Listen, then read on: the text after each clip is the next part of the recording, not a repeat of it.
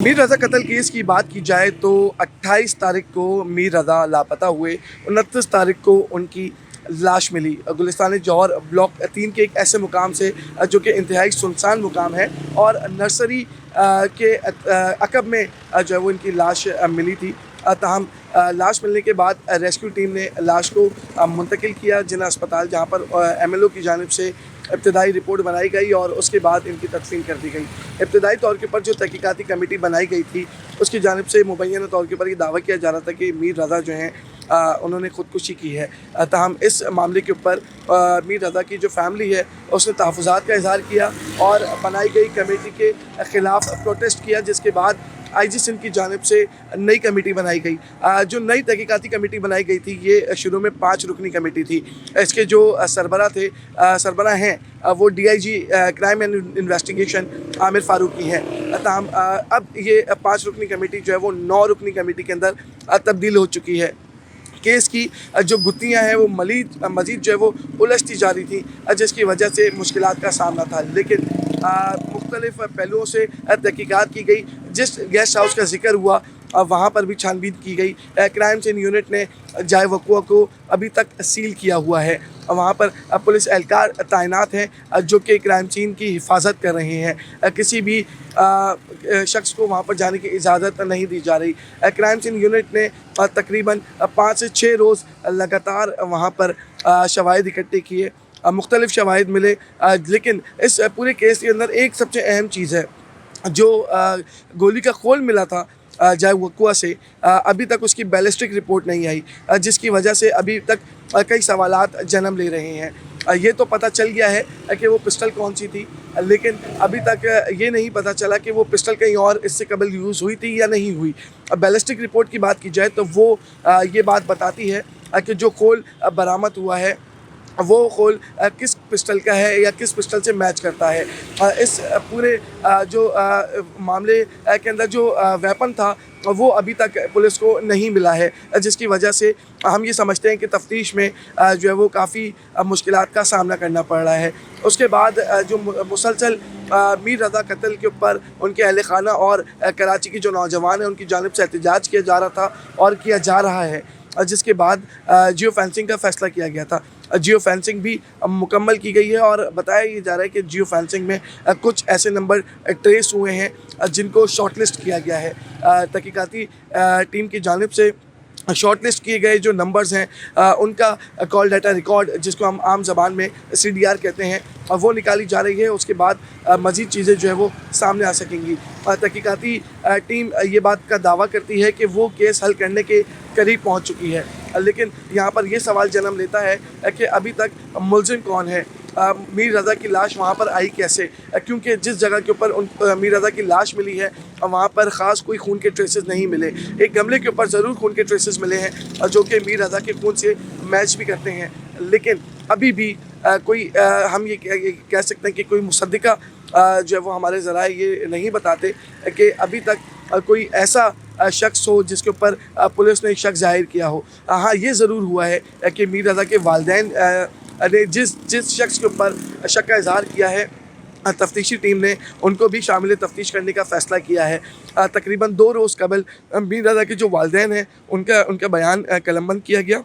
तकरीबन 5 से 6 घंटे मुसलसल जो है वो उनसे बातचीत की गई, उनका बयान लिखा गया। उसके बाद ये फ़ैसला किया गया कि मीर रज़ा के वालिद जिस शख्स के ऊपर शक का इज़हार कर रहे हैं उसको जो है वो शामिल तफ्तीश किया जाए। इस पूरे मामले के अंदर हमने ये देखा कि मीर रज़ा के जो बिज़नेस पार्टनर हैं वो मंज़िल आम से गायब थे, लेकिन अचानक से वो कोर्ट में आते हैं और ज़मानत की दरख्वास्त दायर करते हैं। ताहम इससे भी केस को जो है वो इन्वेस्टिगेशन को थोड़ी सी मुश्किल हो रही है कि अगर उसके पार्टनर जो है वो ऐसे केस में मुलव्वस नहीं है तो उसने क्यों ज़मानत के लिए दरख्वास्त दायर की। अब मुख्तलिफ़ पहलुओं से तहकीकात जारी है। तहकीकाती टीम की जानिब से जैसा मैंने पहले कहा कि वो दावा कर रही है कि हम केस हल करने के करीब पहुंच चुके हैं, लेकिन अभी तक ये बात कंफर्म नहीं हुई है कि वो जो खोल मिला था वो कौन से पिस्टल मतलब वो किस पिस्टल का था। मुख्तलिफ़ जो है वो चीज़ें सामने आ रही हैं और कहा जा रहा है कि मीर रज़ा कत्ल केस के जो मुल्ज़िमान हैं उनकी तलाश जारी है। जो कॉल डाटा रिकॉर्ड निकाला जा रहा है जियो फेंसिंग के बाद नंबरों का, उससे कुछ चीज़ें जो हैं वो सामने आ सकती हैं। मुख्तलिफ जो पहलू हैं वो देखे जा रहे हैं। तहकीकाती टीमें अपना काम जो है वो कर रही हैं। 9 रुकनी तहकीकाती टीम है। इसमें जो एसपी इन्वेस्टिगेशन कैस हैं, जो कि एसपी इन्वेस्टिगेशन कोरंगी हैं, उनको एनसीसीआई के तमाम तर जो मामलात हैं वो सौंपे गए हैं। वो इनके digital accounts, digital bank accounts वगैरह तमाम तर चीज़ें जो है वो देख रहे हैं एनसीसीआई की मदद से। इसके साथ साथ जो आई वॉच मिली थी, उसको पहले डिकोड करने के लिए सीटीडी के हवाले किया गया था, फिर सीटीडी से लेकर एनसीसीआई के हवाले किया गया और अब एनसीसीआई से भी वो जो है वो आई वॉच वापस लेकर लाहौर भेजा जा रहा है फॉरेंसिक के लिए।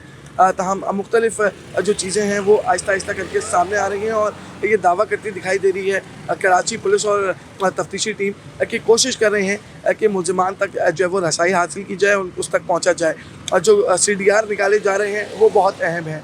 तकरीबन 5 नंबर ऐसे हैं जिनको शॉर्ट लिस्ट किया गया है, जिनसे मीर रज़ा फ्रीक्वेंट राब्ते में था। अभी तक मीर रज़ा का जो मोबाइल फ़ोन है उसके बारे में भी कोई ख़ास चीज़ें जो है वो सामने नहीं आ सकी हैं, उसको भी डिकोड प्रॉपर नहीं किया गया है कि हम ये कह सकें कि मीर रज़ा का जो मोबाइल फ़ोन्स है उससे हमें क्या क्या चीज़ें मिली हैं। लेकिन उसके तमाम जो सोशल अकाउंट्स हैं, डिजिटल अकाउंट्स हैं, वो डिलीट हैं। एनसीसीआई इसके ऊपर काम कर रही है। इसी के साथ साथ वो कौन सा शख्स था जो उससे पैसों का तकाजा कर रहा था, तफ्तीशी टीम इसके ऊपर भी काम कर रही है। मुख्तलिफ जो अफराद हैं उनके बयानात जो है वो कलमबंद किए जा रहे हैं और बयानात की रोशनी में तफ्तीश को जो है वो आगे बढ़ाने की कोशिश भी की जा रही है।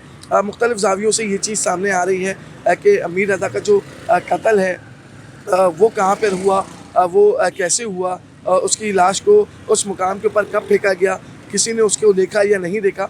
एक प्रॉपर रूट मैप जो है वो तैयार किया जा रहा है, क्योंकि जिस गेस्ट हाउस का जिक्र किया जा रहा है वो तकरीबन हम ये कह सकते हैं कि आधा किलोमीटर दूर है उस जाए वक़ुआ से जहाँ पर मीर रज़ा की लाश मिली है। ताहम गेस्ट हाउस की भी छानबीन की गई। मुतअद्दिद बार उसके जो अफराद थे गेस्ट हाउस के, उनको भी हिरासत में रखा गया, उनसे भी तफ्तीश जो है वो जारी है। गेस्ट हाउस किसके नाम पे था, किसने उसका रेंटल एग्रीमेंट किया, उसके बाद किसने पुलिस वेरिफिकेशन कराई जाली, ये तमाम तर चीज़ें हैं। पुलिस इसको देख रही है और इसको इन्वेस्टिगेट कर रही है। पुलिस की जानिब से इस केस को हाई प्रोफाइल केस बनाया गया है और पुलिस की जानिब से कोशिश भी ये की जा रही है कि इस केस को जल्द अज जल्द हल करें, क्योंकि मीर रज़ा के जो वालिदैन हैं, जो उसके वर्सा हैं, और रोज़ाना की बुनियाद के ऊपर वो एहतजाज करते दिखाई दे रहे हैं। और शार फैसल पे गुज़िश्ता रोज़ भी 3 तलवार के मुकाम पर उनकी जानिब से एहतजाज किया गया और एहतजाज के अंदर DIG ईस्ट फ़ारूक लंजार को हटाने का मुतालबा किया गया, उनकी मअतली का मुतालबा किया गया। जो मीर रज़ा के वालिदैन हैं और जो यूथ है वो ये कह रही है कि DIG ईस्ट की गफलत है, उनकी वजह से बहुत सारे शवाहिद मिट गए हैं। ताहम ये देखना बाकी है कि पुलिस की कौन कौन से आला अफसरान जो है वो इस केस की वजह से अपने ओहदे खोएंगे। इसी के साथ साथ जो इंटरोगेशन है वो जारी है। अब तक बताया जा रहा है कि 30 से ज़ायद अफराद को शामिल तफ्तीश किया गया है और मज़ीद अफराद को भी शामिल तफ्तीश करने का फ़ैसला किया गया है। उनको जब उनसे तफ्तीश की जाएगी तो मज़ीद चीज़ें जो हैं वो पता चल सकेंगी कि आखिर मीर रज़ा से उस वक्त टच में कौन था जब वो अपने घर से निकला और आखिरी कॉल उसने किसको की। तमाम तर चीज़ें जो हैं वो सामने आना बाकी हैं। और अहम चीज़ इसके अंदर ये है कि वो जो वेपन था जिससे मीर रज़ा जो मीर रज़ा की बॉडी के पास जिसका खोल मिला था वो वेपन भी गायब है। ये तमाम चीज़ें हैं जिसके ऊपर अभी पुलिस तहकीकात कर रही हैं।